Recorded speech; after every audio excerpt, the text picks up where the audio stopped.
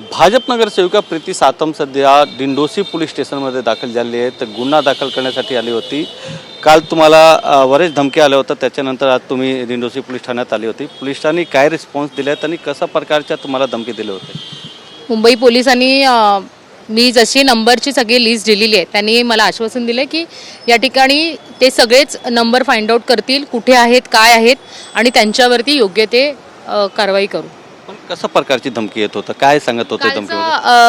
परवाचं जो कालचं जे आहे कुर्बानीचं ते देण्याचं म्हणजे आम्ही त्याला विरोध केला आणि महानगरपालिकेने लीगली ज्या गोष्टी आहेत त्यानुसार म्हणजे बेकायदेशीरचं जे काम सुरू होतं त्याला लीगल पद्धतीने म्हणजे कायदेशीररित्या त्याचा विरोध केला आणि त्यामुळे कदाचित असेल आणि तुम्ही ह्यामध्ये पडू नका, ही कुर्बानीचा विषय आहे, याच्यात पडलं तर तुम्हाला अजून त्रास होईल आणि तुम्ही ह्यापासून सगळ्या गोष्टीपासून लांब राहा, या सगळ्या अशा जे हे आहेत चांगलं नाही आहे हे, तुम्ही अशा गोष्टींना हे करू नये।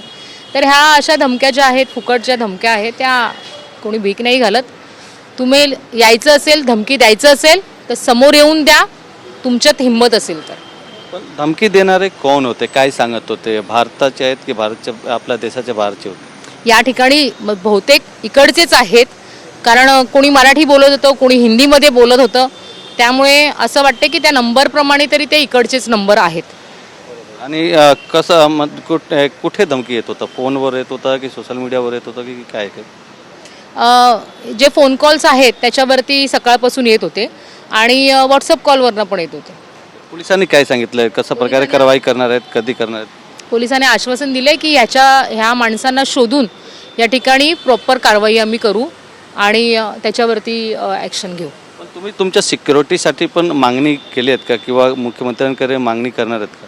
नाही, मी तेच म्हणते की या पोकळ धमक्यांना, फुकटच्या धमक्यांना आम्ही काही घाबरत नाहीत आणि यायचं असेल, तुम्हाला धमक्या द्यायचं असेल तर समोर येऊन द्या आणि ह्याच्यासाठीच ती लिस्ट दिलेली आहे। जे काही नंबर दिलेले आहेत ते यासाठीच दिलेले आहेत की त्या माणसाने समोर येऊन धमकी द्यावी, हिंमत असेल तर।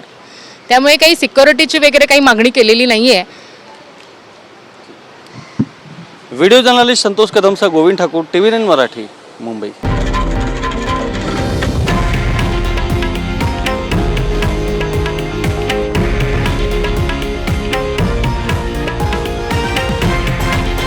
हे आहे देशातील नंबर 1 न्यूज नेटवर्क आणि आपण पाहत आहात TV9 मराठी, एकमेव।